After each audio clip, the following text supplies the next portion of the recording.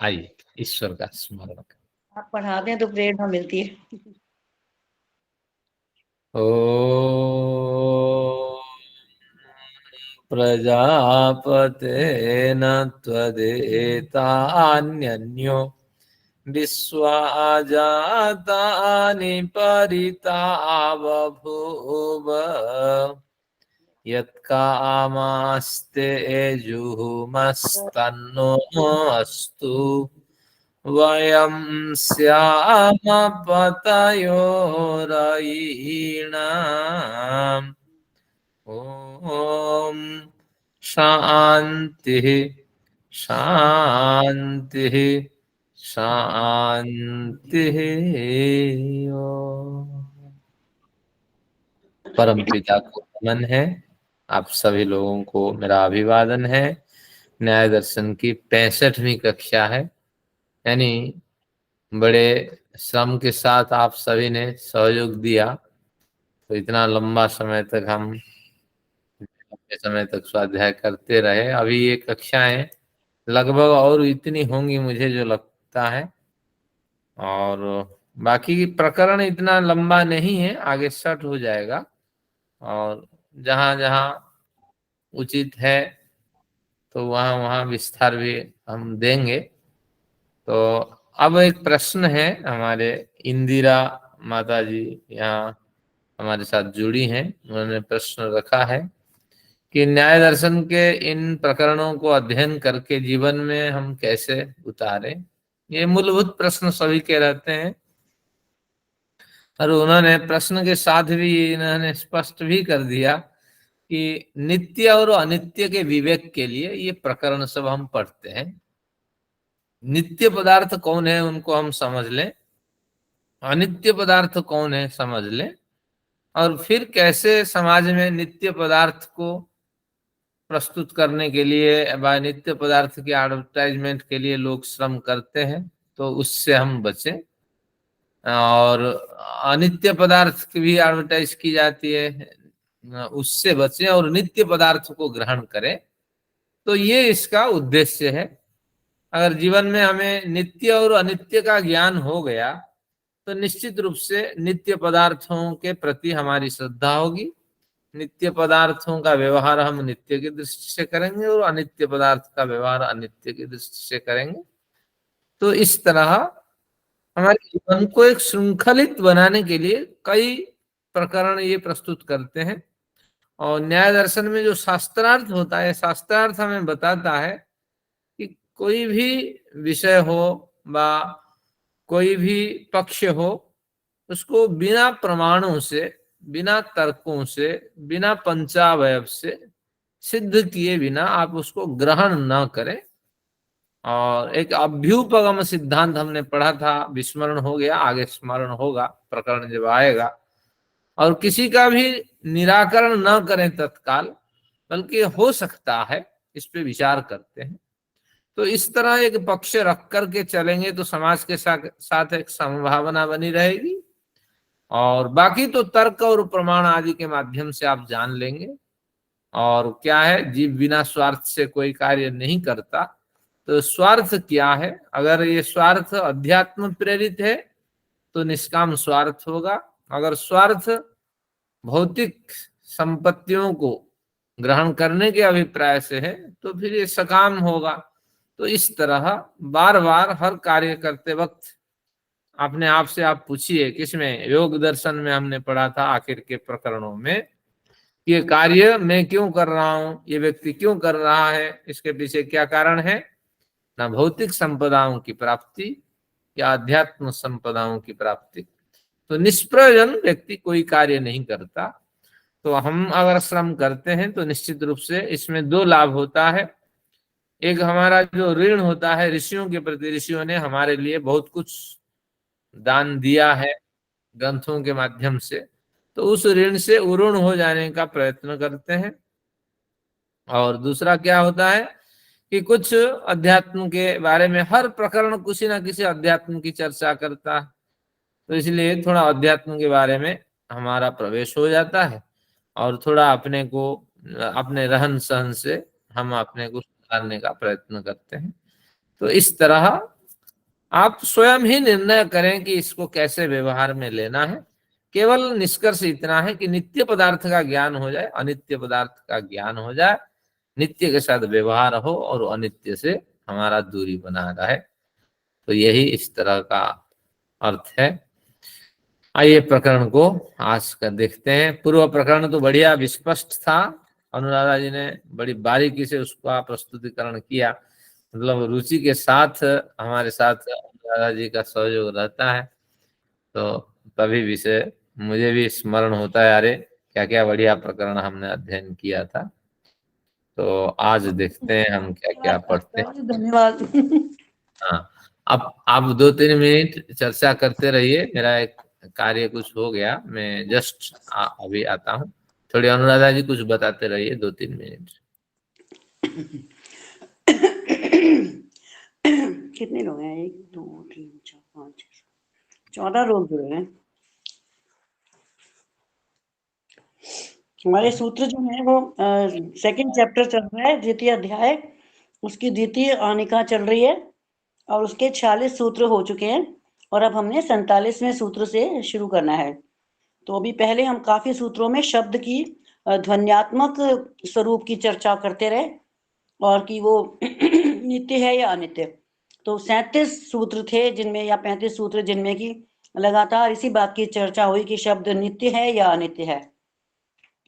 और फिर हमने बाद में यही निष्कर्ष निकाला कि जो शब्द है वो अनित्य हैं, वो रहते नहीं हैं और जो कुछ देर बाद नष्ट हो जाते हैं।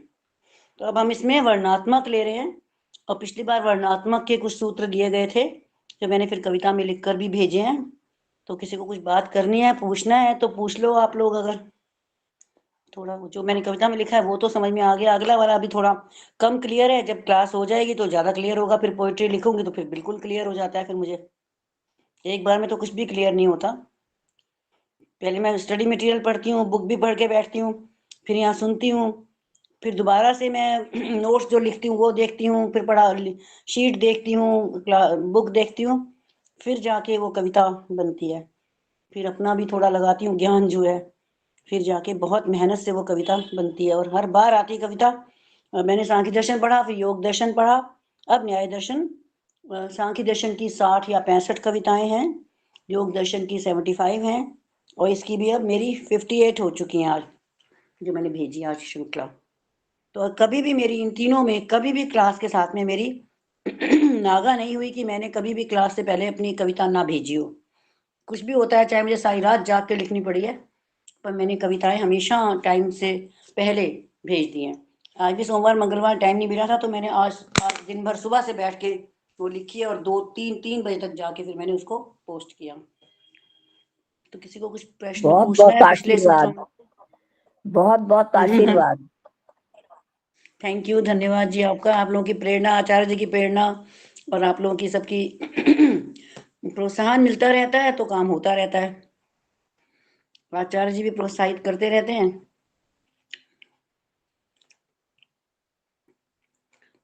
तो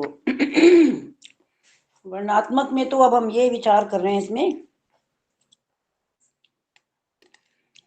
पूर्व पक्षी अपने विचार, मतलब है तो सूत्रकार ही लिखते हैं, कुछ विचार अपने वो देते हैं, फिर उसका खंडन करते हैं, फिर अपने विचार को पुष्ट करते हैं। तो ये हो रहा है कि इसमें ये आदेश है या विकार है।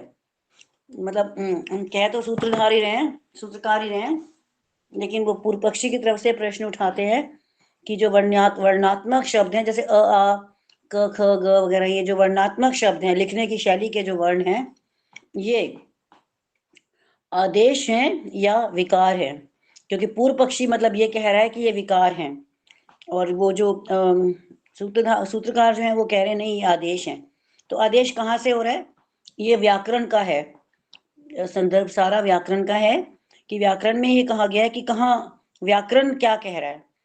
पाणिनि ने सारा व्याकरण बनाया है, तो उस व्याकरण के सूत्र उन्होंने सारे सूत्रों संस्कृत के आधार को देख करके फिर व्याकरण सूत्र लिखे और चलिए सारा धन्यवाद अनुराधा जी। हाँ, कुछ बता हाँ रहे के बारे में। बता रही। चलिए अब चर्चा करते हैं आज का जो सत्र है। तो उसमें वही प्रकरण चलेगा, शब्द परिणाम परीक्षा प्रकरण है।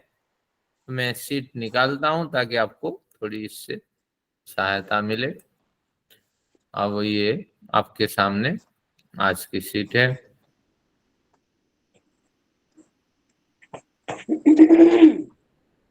इसमें 47 से हमारी यात्रा शुरू होगी।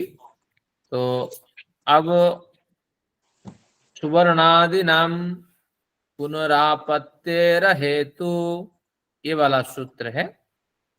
और फिर मैंने उदयवीर के साथ इसको कंपेयर किया, तो अभी 2-3 सूत्र उदयवीर कहीं ना कहीं आगे पीछे इसमें घुसाते हैं। तो आप विवेक कर लेना, जो मेरे पास पुस्तक है उसको प्रमाणिक मान करके प्रामाणिक चलते हैं। अब देखिए इसमें क्या है, पूर्व प्रकरण में हमने पढ़ा था 46 में, देखिए विकार प्राप्ताना म पुनरापत्ते। उन्होंने कहा था दधि अत्र, ये 2 शब्द है। दधि में छोटी की मात्रा है और अत्र ये दूसरे पद में स्थित वर्ण है। तो यहाँ ई को य आदेश हो जाता है बीच में हलंत लग करके, और ई का लोप हो जाता है, हलंत य आ जाता है, य के नीचे हलंत लगा हुआ है। उस य में अत्र का अ मिल जाता है। तो दधि में जब ई कार हट गई, ई जब हट गई हलंत हो गया ध। तो इस तरह मिलकर के दधि अत्र दध्यत्र शब्द बना था। अब प्रश्न यह रहा कि जो दध्यत्र में ई की जगह य हुआ, ये विकार है या वर्ण का आदेश है? ई का विकार य है या ई की जगह य का आदेश कर दें, इस तरह आदेश है? तो सिद्धांति का जो पक्ष है वो कहता है नहीं नहीं, यहाँ आदेश आपको मानना चाहिए, यहाँ विकार नहीं है। तो विकार न होने के अनेक युक्ति देते हैं। अब पूर्व प्रकरण में हमने बहुत कुछ अध्ययन किया, अभी 46 को लेते हैं ताकि आगे प्रकरण में संगति बैठ सके। विकार प्राप्ताना म पुनरापत्ति, कहते हैं अगर विकार आप इसको मानोगे तो निश्चित रूप से जो जो वैकारिक पदार्थ हैं, वैकारिक जिसमें विकार हो जाता है, और एक बार विकार होने से दोबारा वह विकार सुधरता नहीं है, अपने पूर्व अवस्था को प्राप्त नहीं करता।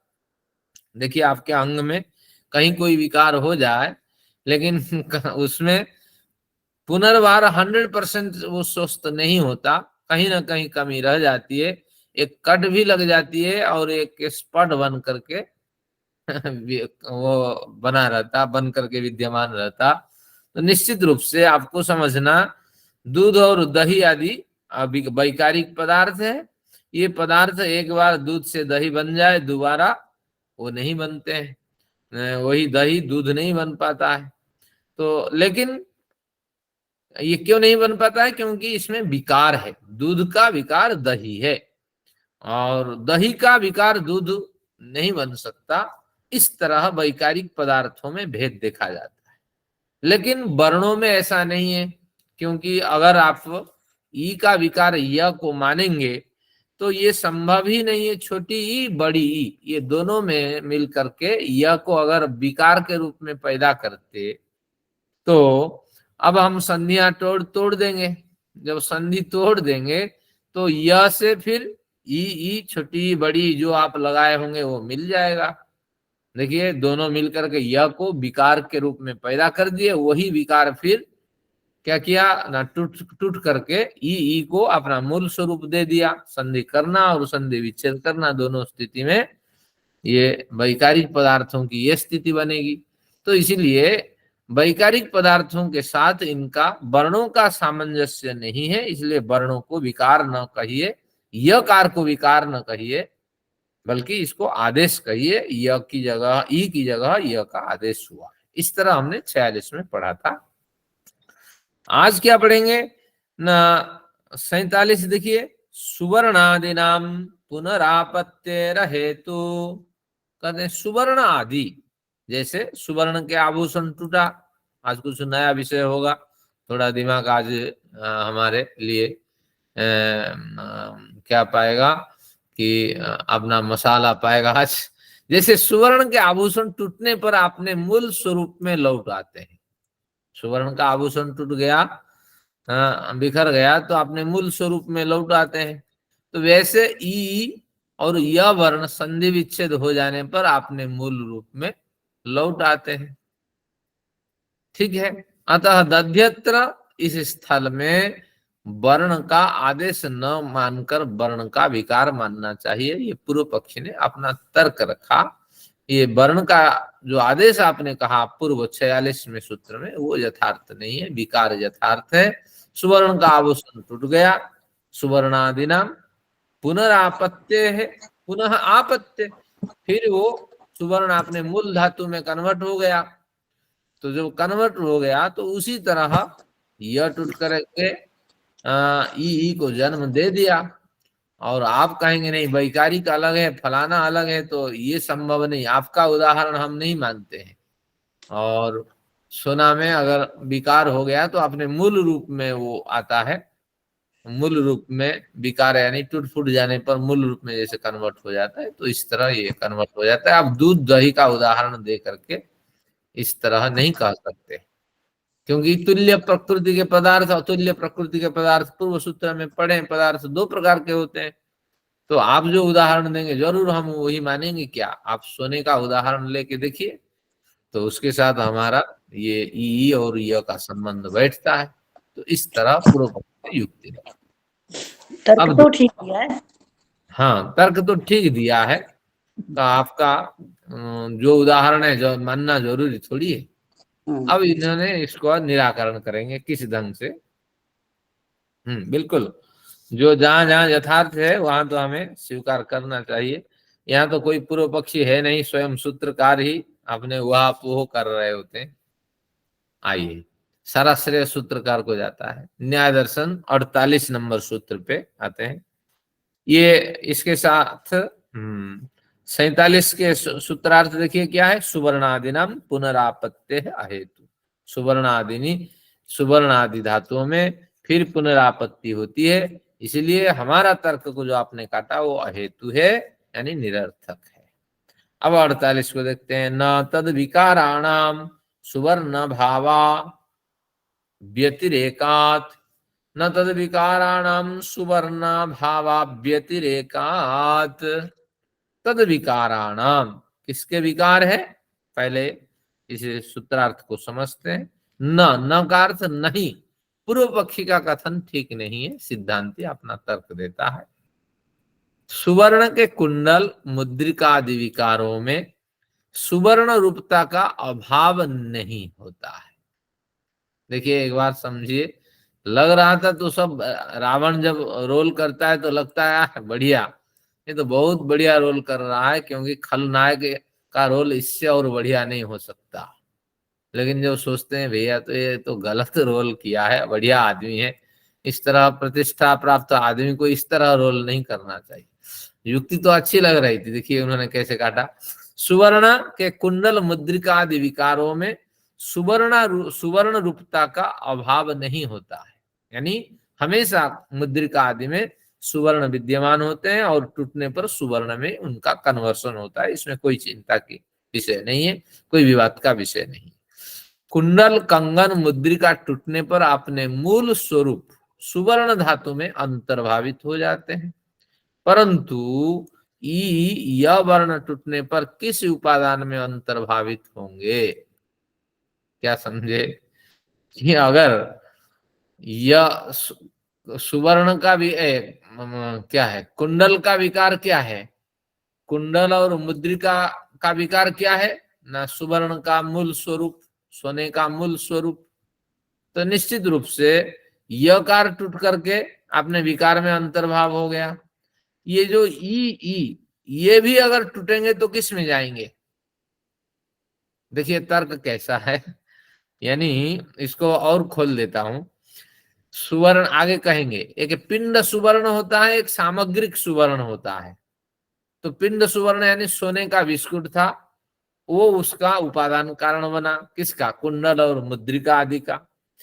तो अब कुंडल मुद्रिका बनी उस उपादान कारण से, और फिर ये सब टूट करके कहाँ आए ना जो सोने का बिस्कुट का जो अस्तित्व था उसी में ही आ गए। सोने के बिस्कुट अगर बढ़िया क्वालिटी का है तो वो बढ़िया क्वालिटी के सोना माने जाएंगे, सोने के बिस्कुट जो है गलत क्वालिटी के हैं तो गलत किस्म के सोना माने जाएंगे। तो अब देखिए, एक कुंडल मुद्रिका सुवर्ण के बिस्कुट में अंतर्भाव हुए और सुवर्ण का बिस्कुट इनको विकारी के रूप में उत्पन्न कराया। तो निश्चित रूप से यही प्रश्न ये कहते हैं, यह कार जो है ई से बने और ई क्या हुए कि ई जो है इनको उत्पन्न किए। अब ये सुवर्ण का बिस्कुट ये कहां से आया था? ना किसी सामग्रिक सामुदायिक सुवर्ण धातु से ये बिस्कुट बना था। तो धातु एक तीसरा बनता है, लेकिन यहाँ तीसरा का कोई स्रोत नहीं है, यह विकार है, ये टूट गया तो ई बने। अब सुवर्ण बिस्कुट के समान ई को हम तोड़ देंगे, भैया ये कहाँ जाएंगे बताओ? क्या तर्क है? बौद्धिक व्यायाम है, उस समय लोग इस तरह तर्क रखते होंगे।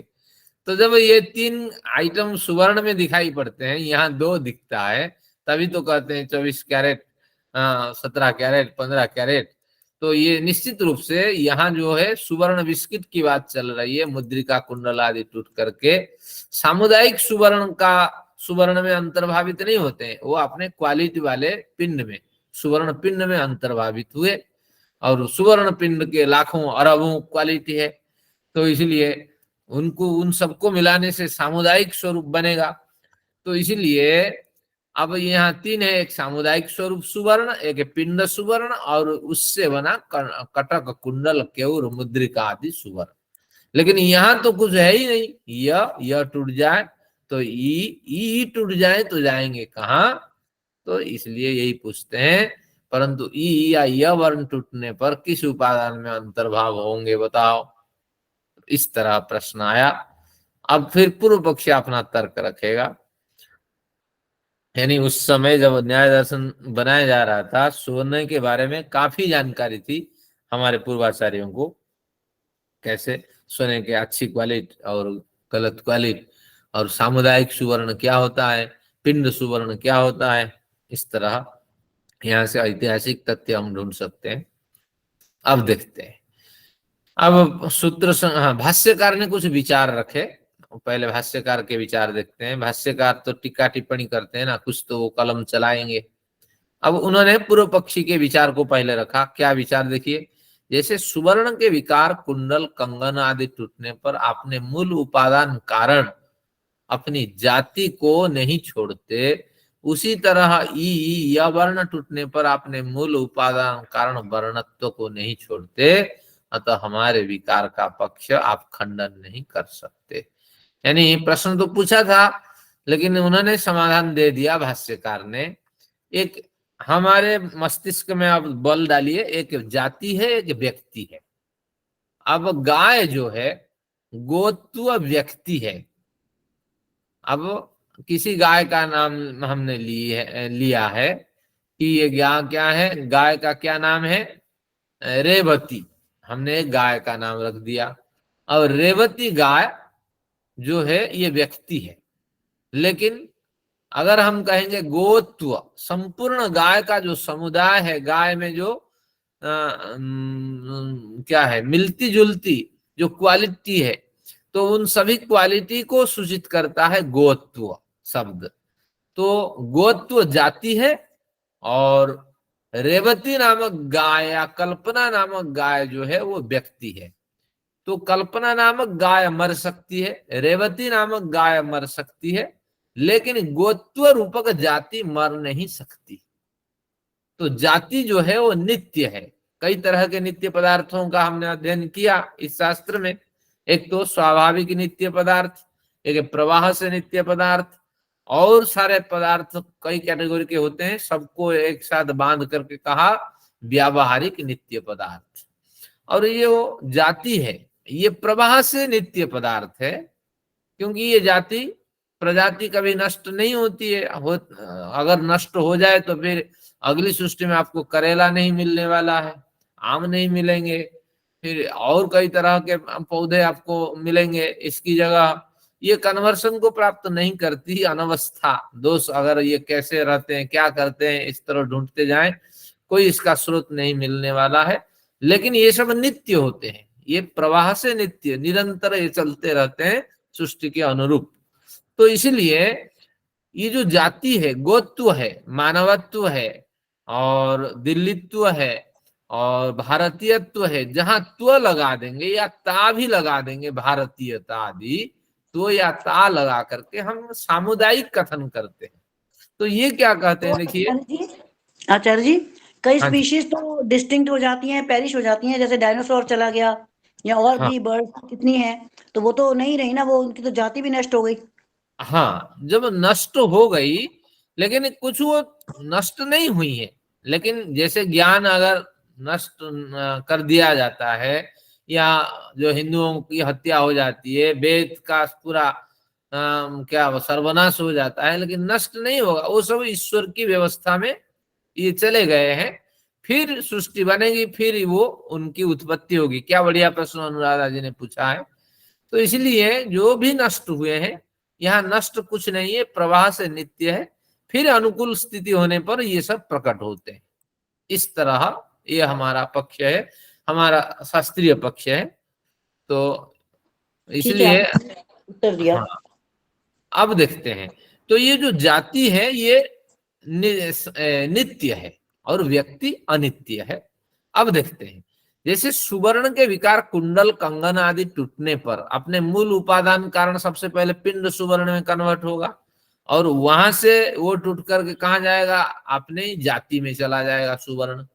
तो जाति क्या है, मैंने आपके लिए परिभाषा लिख दी है, इसको रट करके रखिएगा, आगे काम आएगा। एकम, जाति एक होती है, यानी समुदाय को बताने वाली होती है। नित्यम, ये हमेशा नित्य, प्रवाह से नित्य है, स्वभाव से तो नित्य केवल जीवात्मा, परमात्मा और ईश्वर है, लेकिन ये जाति स्वभाव से नित्य बनी रहती है।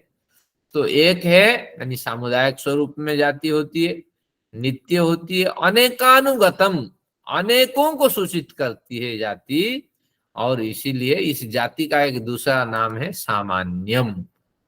तो सामान्य शब्द का अर्थ जाति, तो जाति का अर्थ सामान्य। सामान्य भी दो होते हैं, पर सामान्य, अपर सामान्य। एक टेक्निकल शब्द है जाति या सामान्य। जिसे जाति कहते हैं उसका पर्यायवाची शब्द सामान्य है, और वो तीन कैटेगरी से युक्त होती है। एकम, जाति एक होती है क्योंकि सामुदायिक स्वरूप को बताने वाली होती है। नित्य इसकी होती सत्ता होती है, इसमें ये हाँ भी है कि सत्ता भी होती है। बिल्कुल, और नित्य बनी रहती है, और अनेकानुगतम, और अनेकों को एक साथ वो बताने वाली होती है। तो सामान्य दो तरह के होते हैं, यानी जाति दो तरह की होती है, एक पर सामान्य, एक अपर सामान्य। और जो अपर सामान्य है, न्यून स्तर का सामान्य है, जैसे दिल्लीत्व हमने बता दिया। तो दिल्ली में रहने वाले लोगों का स्वरूप, क्योंकि ठंड के मौसम में ये सब कांपते हैं, और गर्मी के मौसम में ये सब हाँ गर्मी से पीड़ित रहते हैं, ये दिल्लीत्व हो गया। लेकिन इसी को लेकर के हम अगर चलें दक्षिण भारतीयत्व, तो वहां उनको कोई फर्क नहीं पड़ता, ठंड के मौसम में भी वो पंखा लगा करके एसी चला के सोए रहते हैं।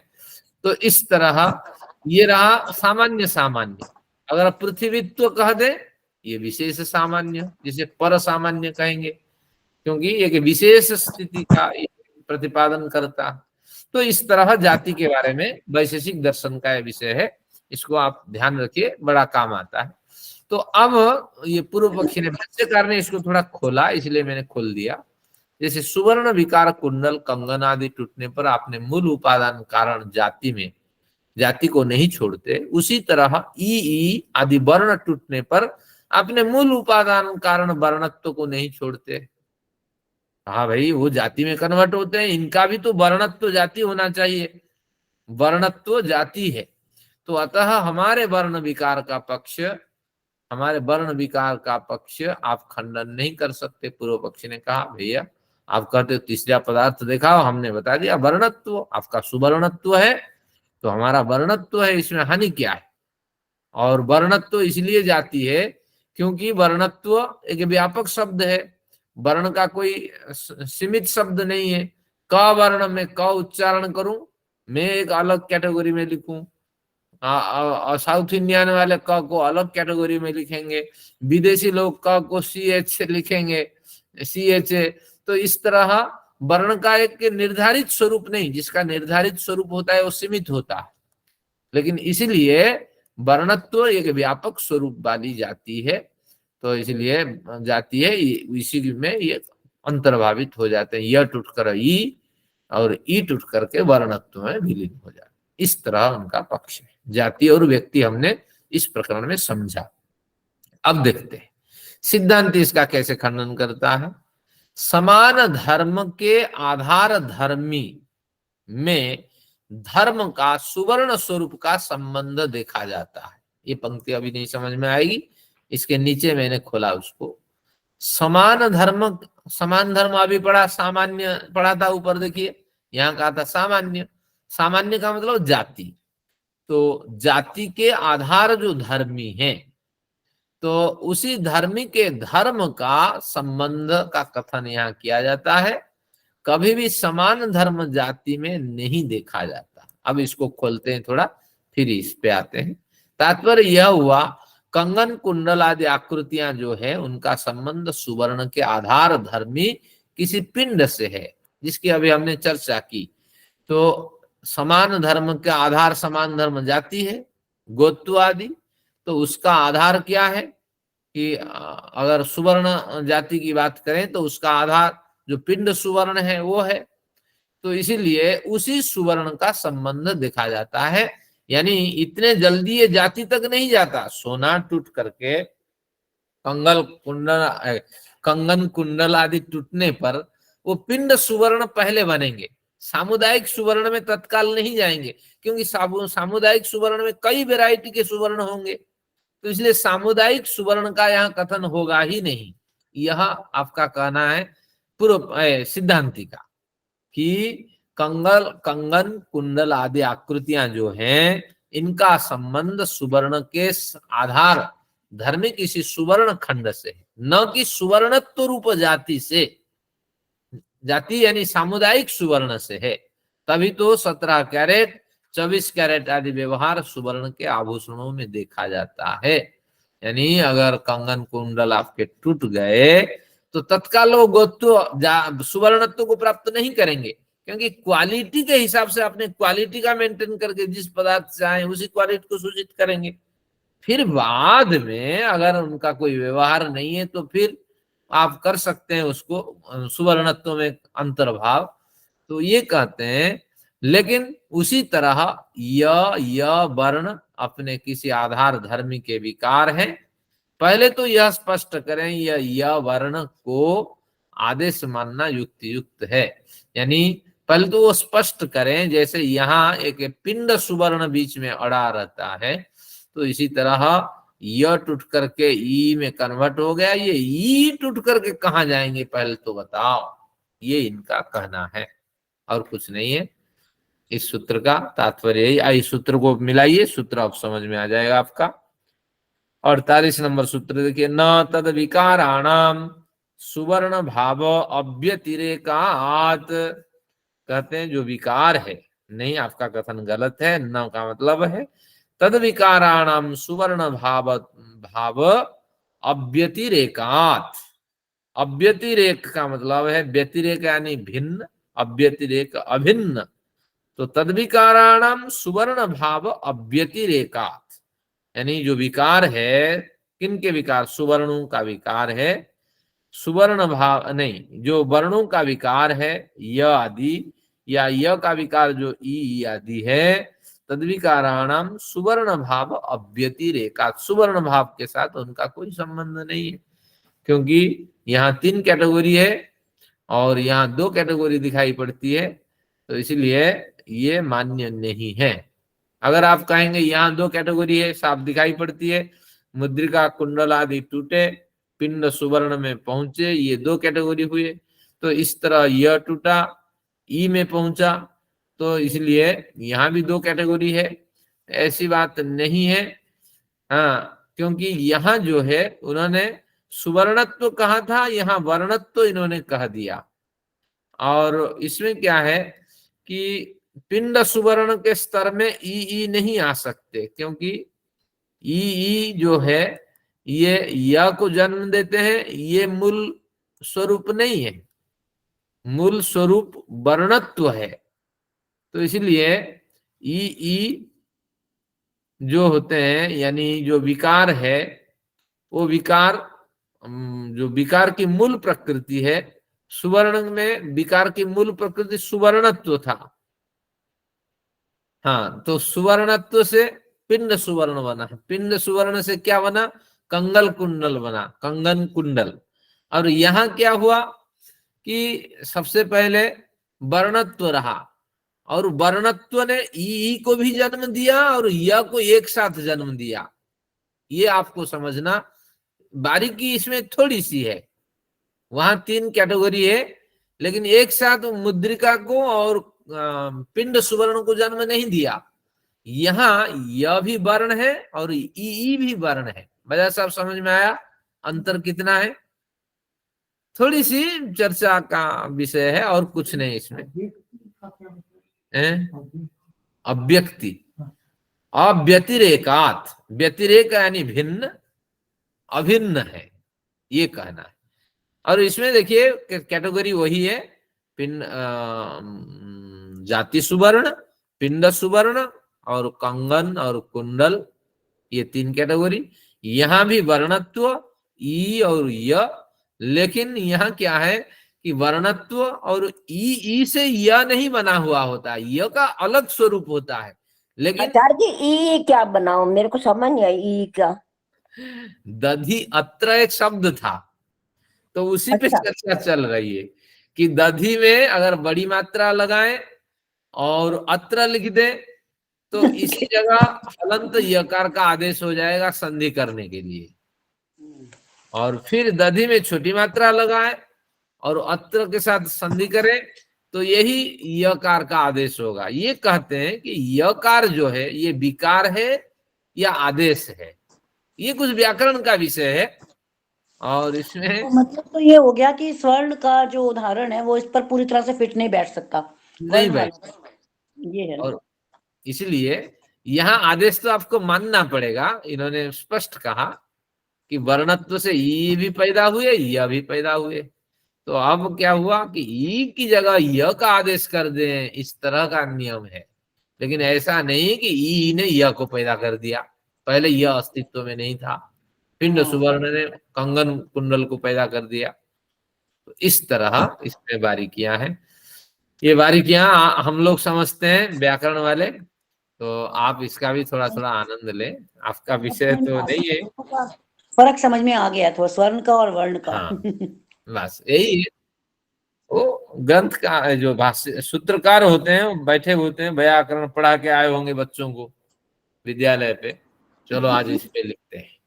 तो इस तरह हम लोगों का अध्ययन का विषय बना। आइए देखते हैं 2:49 पे चलते हैं, समय भी हमारा आगे खींच रहा है। कोई ज्यादा विषय आज नहीं है, 2 लाइन की है शीट है। 49 नित्यत्वे अविकाराद अनित्यत्वे चानवस्थानात्, ये हमारा सूत्र है। आपके सूत्र आगे पीछे हो सकते हैं। तो नित्यत्वे, उदयवीर में तो सेम चल रहा है। हाँ कहीं आगे पीछे होगा या मेरे पास पुरानी पुस्तक होगी। उदयवीर का जो मेरे पास बुक है उसमें सेम आ रहा है इस बार। हाँ मेरे पास पुरानी हो सकती है। नित्यत्वे अविकाराद अनित्यत्वे चानवस्थानात्, इस सूत्र में क्या कहा? अगर नित्य मानेंगे, यदि वर्ण को नित्य माना जाए वो अविकारात, उसमें विकार नहीं होने चाहिए। नित्य पदार्थ में विकार नहीं होता है, जिसमें विकार हो जाए वो अनित्य है, वो नष्ट होने वाला है। पिछले ही सत्र में मैंने बताया था, आत्मा को अगर बड़ी माना जाए हाथी में और चींटी में भी छोटी माना जाए, आत्मा के आकार, हाथी इतना बड़ा है, बड़ा सब आत्मा की आकृति थोड़ी बड़ी होनी चाहिए या नहीं हाथी में? बड़ा साहब कहते हैं हाँ होनी चाहिए। और चींटी है तो आत्मा छोटी होनी चाहिए। तो अगर इस तरह मान लेंगे तो छोटी बड़ी होने वाली आत्मा में विकार हो गया। अब फिर नित्य कैसे मानेंगे कि विकार पदार्थ में नित्य नहीं होता है, हमेशा एक जैसे बना रहता है। तो वर्ण को अगर नित्य माना जाए तो वर्ण तो अविनाशी हो जाएंगे, और अविनाशी वर्ण में विकार संभव नहीं है। सिद्धांत और एक युक्ति दे रहे हैं, नित्यत्व अविकारात, अविकार होने के कारण नित्यत्व आपका ठीक नहीं बैठता है।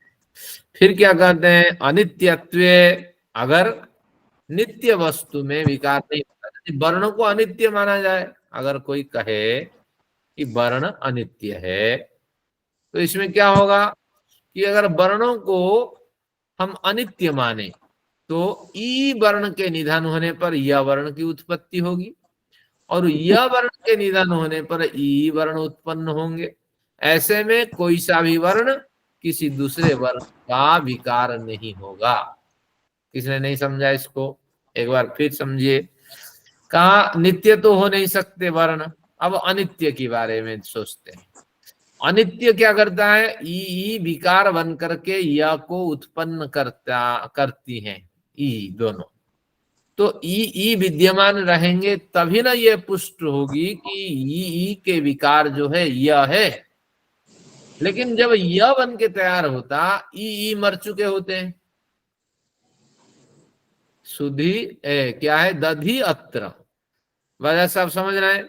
दधी अत्र में धी में क्या है, ई की मात्रा, और हाँ उसमें अत्र अलग है अ, और बीच में य का आगम हो गया। तो दधी और अत्र के बीच में जब य आया तब ई वहां लगी है क्या, दधी में, धी में ई तो नहीं लगी ना, तो ई की जगह य आया। जो तात्पर्य यही कह रहे हैं कि अगर हम वर्णों को अनित्य माने तो समस्या क्या होगी कि ई वर्ण जो है ये जब मर चुके होंगे, यानी ई वर्ण जब नहीं होंगे तभी यकार का आगम होगा। तो और य वर्ण के निधन होने पर ई वर्ण उत्पन्न होंगे, यानी संधि टूटेगी तो ई वर्ण उससे निकलेंगे, उसमें य होगा ही नहीं।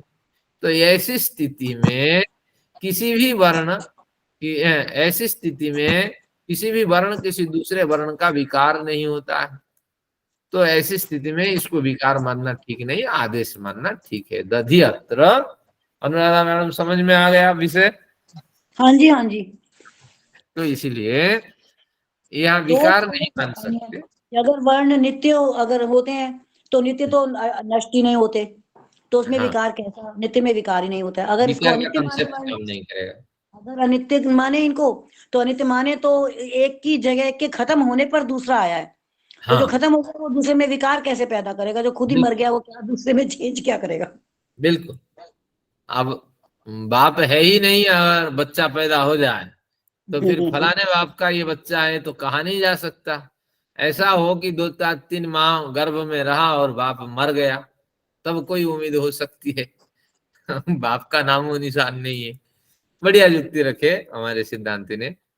चलिए बढ़िया रहा। अब देखते हैं 2-2-50 पे चलते हैं। ठीक है, तर्क तो ठीक चल रहे हैं आज, हाँ दोनों तरफ कोई से कुछ जान है। लेकिन हमें तो अपने विषय, अध्यात्म के विषय कोई ज्यादा नहीं मिले, लेकिन ये व्यक्ति जाति समझ में आ गया है और सभी को मैं समझता हूँ। परिभाषा भी मैंने दे दी है। आगे देखते हैं 50। नित्यानामतीन्द्रियत्वात् तद्धर्म विकल्पाच्च वर्ण विकाराणाम अप्रतिषेधः। ये सूत्र है, एक बार पढ़ता हूं और। नित्यानाम अतीन्द्रियत्वात् तद्धर्म विकल्पाच्च वर्ण विकाराणाम अप्रतिषेधः। 50 में क्या कहा, नित्यानाम अतीन्द्रियत्वात्, नित्य पदार्थों में धर्म विकल्प होता है। नित्य पदार्थों के धर्म में विकल्प देखा जाता है, यानी विकल्प यानी कई तरह के पक्ष देखे जाते हैं नित्य पदार्थों में। किसने कहा, पूर्व पक्षी ने कहा। अभी तो हमने पढ़ा था नित्य पदार्थ में कोई पक्ष नहीं होना चाहिए, लेकिन ये अभी एक तर्क दिए कि नहीं, नित्य पदार्थों में कई तरह के पक्ष देखे जाते हैं। जैसे कुछ एक पदार्थ इंद्रियक होते हैं, इंद्रियक यानी इंद्रियों के द्वारा देखे जाते हैं। जैसे नित्य पदार्थ में कौन है, यथा नित्य पदार्थ परमाणु होते हैं और उनसे बना घटपट आदि पदार्थ, घट पट, पट यानी वस्त्र, और घड़ा, ये कई परमाणुओं से बन के बनते हैं। तो निश्चित रूप से परमाणु नित्य पदार्थ है और वो दृश्य नहीं होते हैं, अतीन्द्रिय होते हैं। अतीन्द्रिय यानी इंद्रियातीत, इंद्रिय से देखे नहीं जाते हैं। फिर भी ये परमाणु क्या करते हैं कि पदार्थों को बना करके हमारे दृश्य के गोचर होते हैं। तो इसलिए ऐसा हम नहीं कह सकते हैं घट जो है परमाणु से नहीं बना है। तो घट परमाणु से बना है तो निश्चित रूप से नित्य पदार्थ घट में विद्यमान है, ये एक तर्क है। और कुछ अतीन्द्रिय पदार्थ भी होते हैं, हम मानते हैं कुछ अतीन्द्रिय पदार्थ भी होते हैं। कौन कौन? नित्य पदार्थों में इंद्रिय, ऐन्द्रिय स्वरूप होते हैं और अतीन्द्रिय स्वरूप होते हैं। तो अतीन्द्रिय यानी आंखों से नहीं देखे जाते हैं। कौन कौन है? जैसे स्वयं परमाणु अतीन्द्रिय होता है, हमने परमाणुओं का काफी अध्ययन किया। और जैसे दूर से चला आ रहा है जो वन है, दूर से चली आ रही सेना है, ये सब अवयव और अवयवी के प्रकरण में हमने अध्ययन किया था। तो यहाँ वही कह रहे हैं, तो परमाणु जो है वो स्वयं दिखते नहीं है, अतीन्द्रिय है, और उन्हीं अतीन्द्रिय परमाणु से बना घटपट आदि दिखाई पड़ते हैं। तो इसलिए नित्य पदार्थों में धर्म विकल्प देखा जाता है। अगर इसको मानते हैं तो उसी प्रकार नित्य कहलाने वाले वर्ण स्वरूपतः अतीन्द्रिय होता हुआ भी सदैव श्रोत्र इंद्रिय से गृहीत होता है। इस विषय को देखिए, अगर ये दोनों पक्ष ऊपर मान लेते हैं तो अब हमारे वर्ण, आदेश और विकार पक्ष को हम रखते हैं। क्या है कि नित्य कहलाने वाला वर्ण, वर्ण नित्य क्यों कहलाता है? क्योंकि वर्ण का स्वरूप निर्धारित नहीं है। तो क कहें, ख कहें, तो हर प्रांत में रहने वाला व्यक्ति अपने ढंग से क ख समझता है, और क ख लिखाई और उच्चारण में भी भेद होता है। जैसे कहेंगे ना, क्या बंगाली कैसे कहेंगे? रामू, वो शब्द का बड़ा प्रयोग करते हैं। तो इसी तरह बाकी हर प्रांत में अलग अलग प्रयोग होता है। पंजाबी लोग तो जानते ही हैं, क्या है? गड्डी, अरे गाड़ी लिखा है तू गड्डी क्यों बोलता है? तो इस तरह, तो इसीलिए तात्पर्य ये हुआ, रोशोगुल्ला, रोशोगुल्ला, बंगाल में रोशोगुल्ला, गुल्ला, रोशोगुल्ला, रसगुल्ला को बोलते हैं रोशोगुल्ला। हाँ, रसो। चलिए, तो इसलिए तात्पर्य ये हुआ कि वर्ण का नित्य स्वरूप इसलिए हम मानते हैं क्योंकि वर्ण इतना व्यापक है कि हर प्रांत के लोग भिन्न भिन्न रूप से उसका उच्चारण करते हैं।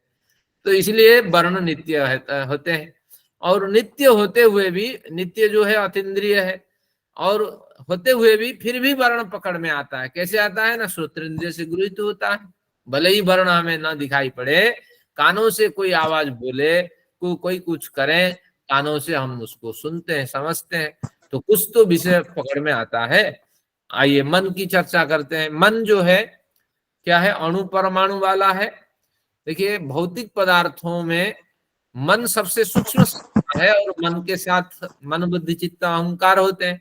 लेकिन मन का भी अनुभव होता है या नहीं? वजह से मन का अनुभव, आप मन को लगाते हैं, मेरे नाखून को देखो, मन देखता है नहीं, एक कंसंट्रेशन बनता है, नाखून को बारीकी से आप देखते हैं। कई बार क्या होते हैं ना, ऐंठने होती है पैर में, हाँ, तो जबरदस्त मन को एकाग्र करके उस पर टिका दें तो ऐंठने दूर हो जाती है।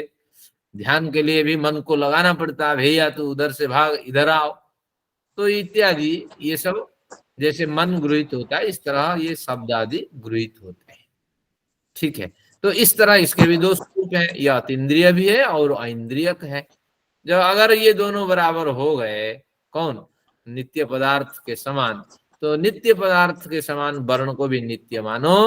और नहीं, अगर नित्य पदार्थ के समान ये हो गए तो यकार को वर्ण विकार मानने में कोई आपत्ति नहीं, नित्य मानो वर्ण को। और जहां ई की जगह यकार जो है, इसको आप मानो ये विकार से पैदा हुआ है और नित्य पदार्थ में विकार उत्पन्न हो गया है, इस तरह आप मानो।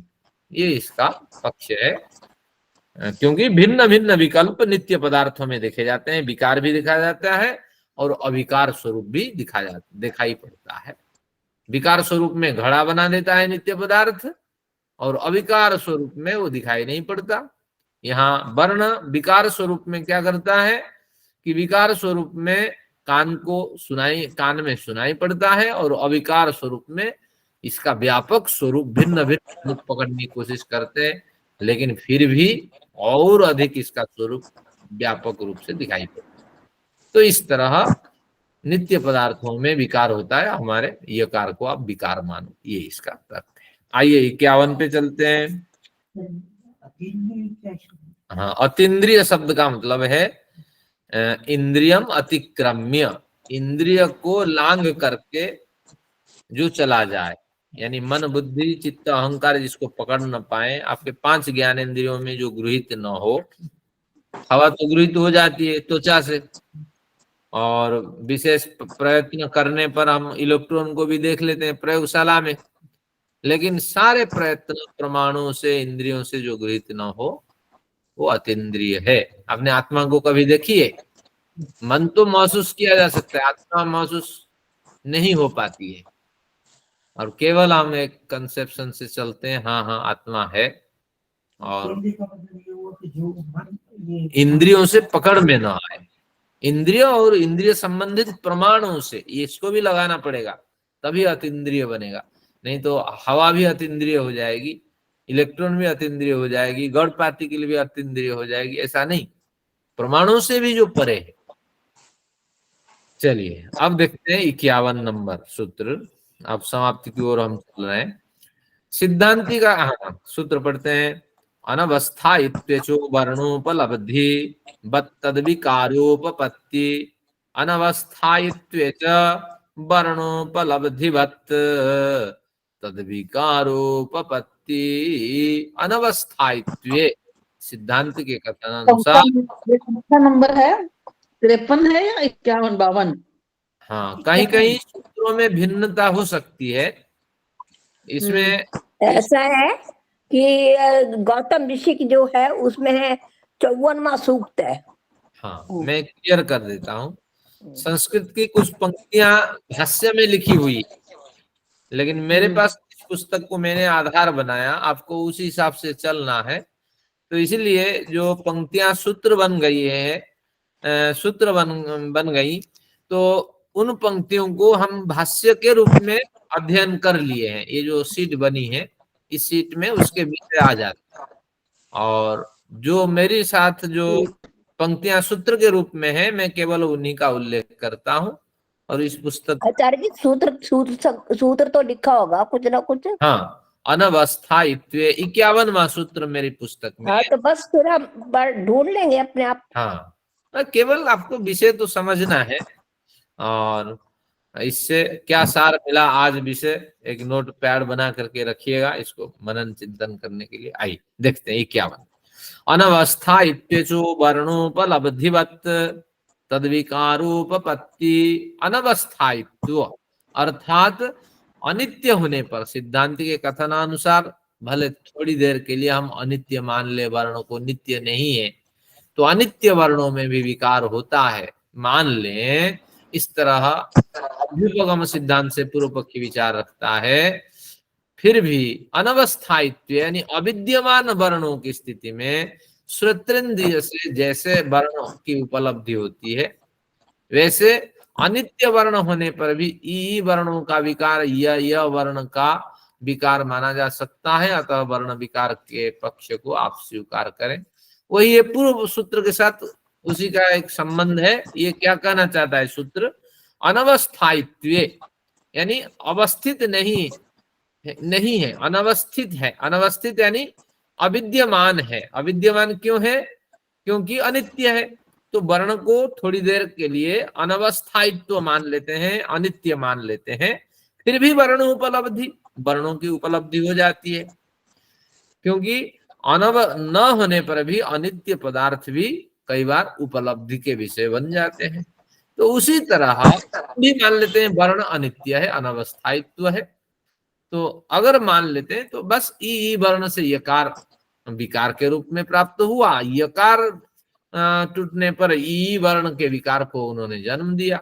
तो इसलिए नित्य पदार्थ में भी विकार होता है, अनित्य पदार्थों में भी विकार होता है। अतः दधि और अत्र इस शब्द में इकार की जगह यकार का आदेश स्वीकार करें और उस जगह आप इकार का विकार न स्वीकार करें, ये इसका तर्क है। बस एक दो सूत्र और है, फिर इसके बाद आप मुक्त हो जाएंगे। न्याय दर्शन सूत्र संख्या 252। आइए सूत्र देखिए। विकार धर्मित्वे नित्यत्वाभावात् कालांतरे विकारोपपत्तेश्चा प्रतिषेधः। विकार धर्मित्वे नित्यत्वाभावात्, कहेंगे कि आपने विकार स्वीकार कर लिया, नित्य में तो विकार होता ही नहीं है, लेकिन विकार धर्मित्वे, विकार धर्मी कहते हैं 52 में सूत्र को उन्होंने पकड़ा तो कहते हैं विकार धर्मित्वे नित्यत्वाभावात्। अब नित्यत्व को क्यों मानते हैं? एक ही बात कहा करो ना कि अनित्य पदार्थ में विकार होते हैं, बस हमारा पक्ष सिद्ध हो गया। हम भी चाहते हैं वर्ण अनित्य है और अनित्य वर्णों में विकार होता है, तो अब जो विकार है वो विकार यहाँ गृहीत होगा ही नहीं, क्योंकि ये विकार से बनता ही नहीं है।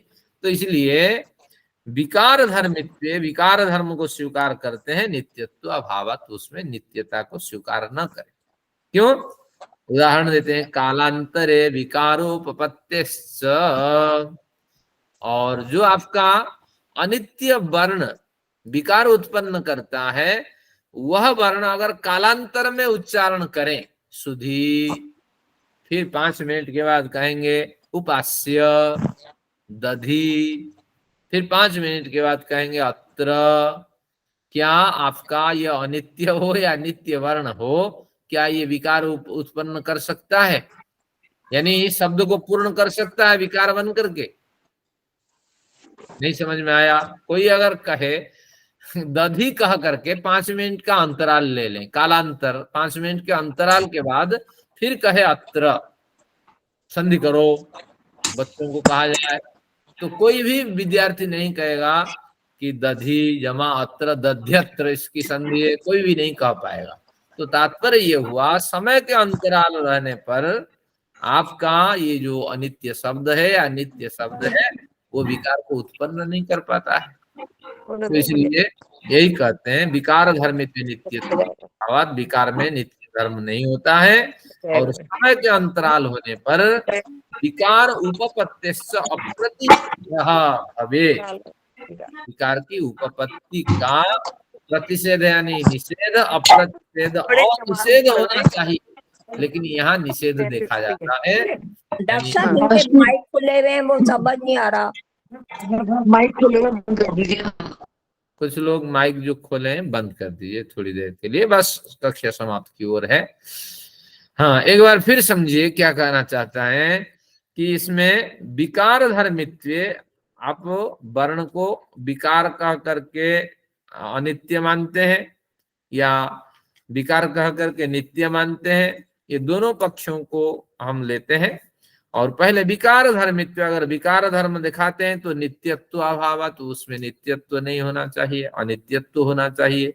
और उस अनित्यत्व में भी अगर समय का थोड़ा अंतराल रहता है तो कोई भी नहीं कह पाएगा कि दधि का विकार अत्र के साथ यह है। दधि अत्र, दधि 1 मिनट के बाद फिर 2 मिनट के बाद अगर अत्र कहूं तो कोई भी नहीं कहेगा कि दधि में स्थित इकार का विकार यकार है, क्योंकि अत्र जो बाद में कहा गया उसके साथ ये जुड़ेगा। तो समय के फासले होने पर भी उसमें विकार नहीं आता है, क्योंकि विकार तो हमेशा बना रहेगा ना अपने मूल पदार्थ का, लेकिन यहाँ समय का अंतराल होने से विकार भी पकड़ में नहीं आता है।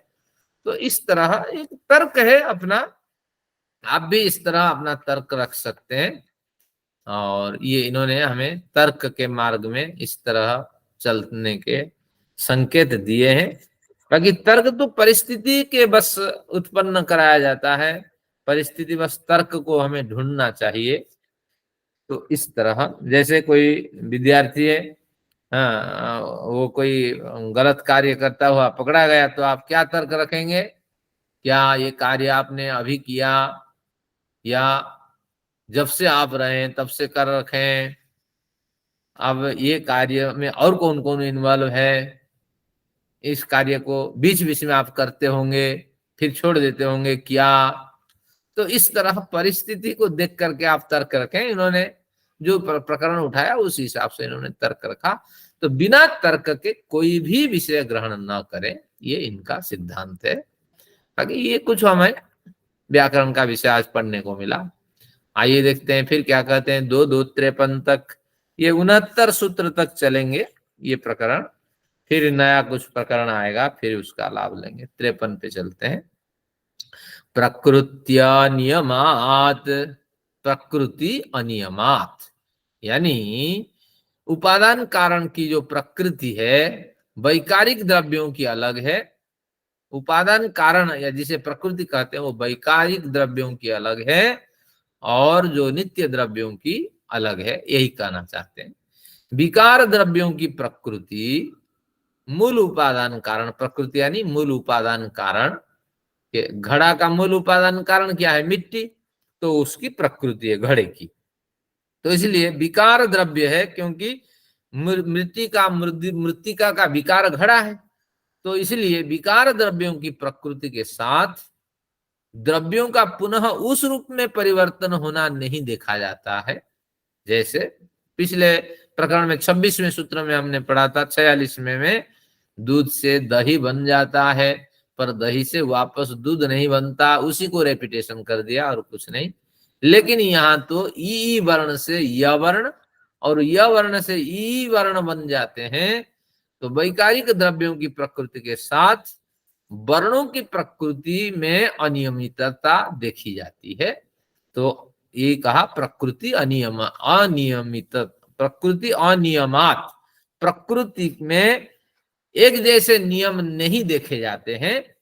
इसलिए वैकारिक पदार्थों की प्रकृति में वापस कन्वर्सन नहीं होता है, लेकिन यहाँ वर्णों की प्रकृति में कन्वर्सन हो जाता है। तो इसलिए आपको समझना पड़ेगा कि यहाँ दधि अत्र शुद्धि उपास्य आदि की जगह पर यकार का यहाँ आदेश हुआ है, और ई की जगह यकार का आदेश आपको स्वीकार करना पड़ेगा। ई की जगह यकार का विकार प्राप्त होता है, यह आपको छोड़ देना पड़ेगा।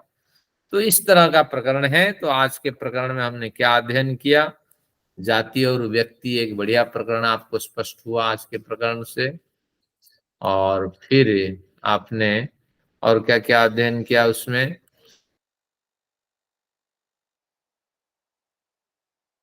नित्य अनित्य। क्या हुआ? कहाँ गए आचार्य? कहाँ गए? अरे आचार्य जी कहाँ गए?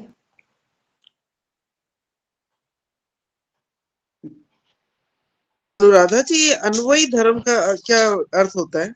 मैंने कहा आप बता दो, आचार्य जी से पूछना था। आज वाले में नहीं, आज वाले में नहीं, 45 नंबर सूक्त की उसमें लिखा हुआ है बीज और वृक्ष में अन्वयी धर्म रहता है। वो जो बीच में शॉर्ट करके देते हैं ना, वो लिख के शीट में। तो मैं भी आजकल बुक का नहीं, शीट का ही ज्यादा ले लेती हूँ। अच्छा, वो अन्वयी का मुझे मीनिंग नहीं समझ आ रहा था कि अन्वयी, मैं भी ऐसे जैसे पढ़ती हूँ बुक में से, तो मुझे अन्वयी धर्म उन्होंने जो क्लियर किया तो यार, उसके धर्मी में धर्म रहता है, वो पॉइंट मुझे भी क्लियर नहीं हुआ वो वाला। बीज और वृक्ष में अन्वयी धर्म है। अन्वयी धर्म है कि बीज में वृक्ष है, अन्वय मतलब उसका पार्ट है वो। हाँ, आइए विषय में उसका पार्ट होता है। आचार्य जी, मैं ये पूछ रही थी कि एक वर्ड आता है ना अन्वयी धर्म, अन्वयी का मीनिंग क्या होता है? हाँ, मतलब अभी अनुराधा जी क्लियर किया। बीज में वृक्ष का धर्म रहता है ना, वो उसका पार्ट है, ये है अन्वय। यानी पीछे पीछे चलने वाला धर्म, जिसके पीछे पीछे जो धर्म चलता है। राम वनवास गए तो उनके पीछे पीछे उनमें ज्यादा श्रद्धा रखने वाले जो थे वो चलते गए, तो इसलिए अन्वयी धर्म। तो वही है, बीज जो है वो अन्वयी धर्म से वृक्ष के साथ जुड़ा हुआ है, और जन्म मृत्यु हमारा अन्वयी धर्म है, और घड़ा में मृत्यु का अन्वयी धर्म है। इस तरह जिसे हम प्रकृति कहते हैं, उपादान कारण कहते हैं, और इस तरह उसका संबंध। तो बस इस तरह न्याय दर्शन के कुछ विषय हमें धीरे धीरे मिलते जाएंगे। और आप इस सारांश इतना है आज के प्रकरण में, कोई भी विषय सामने आता है, कोई भी पदार्थ खाने के लिए दिया जाता है, कोई भी पदार्थ आपको उपभोग के लिए मिलता है, अचानक कुछ मिल जाते हैं आपको, बिना तर्क से सिद्ध किए बिना उसका ग्रहण ना करें। हाँ, मैं कई बार मैं कहता हूँ, किसी समाज में मैं बैठा था और कुछ दान दक्षिणा उन्होंने दिया पंडित जी को। तो पंडित जी, 2-3 व्यक्ति थे, पंडित जी ने बाएं हाथ से लिया जेब में डाला, दाएं हाथ से लिया जेब में डाला, क्योंकि आदत बन गई। एक बार तो पूछ लेते, उनको भी खुशी होती कि इस अवसर पे हमने इस प्रयोजन से दिया। लेकिन इतना बस लाओ, हाँ जी स्वस्थ रहो, इधर से बटोरा उधर से बटोरा। तो ये शास्त्र कहता है तर्क पूर्वक ग्रहण करें, किस प्रयोजन से, मेरा तो पुरुषार्थ इतना नहीं है कि मैं इसको लूं, अगर आप दे रहे हैं इसके पीछे क्या तर्क। ऐसे तो कोई भी नहीं कहेगा आजकल। हाँ, तो इस तरह वो तो जो ये कम पीछे से बोले कम दिया, इतने अमीर है वो, ये तो ज्यादा देते हैं ना, ये मुझे इतना तो देकर गए। तो शास्त्र हमें यही सिखाता है। आइए शांति पाठ करते हैं, कुछ लोगों को जाना है। ये दूसरी जगह तो ज्यादा देकर आए, देखो मुझे कम दे। आइए शांति पाठ। ईश्वर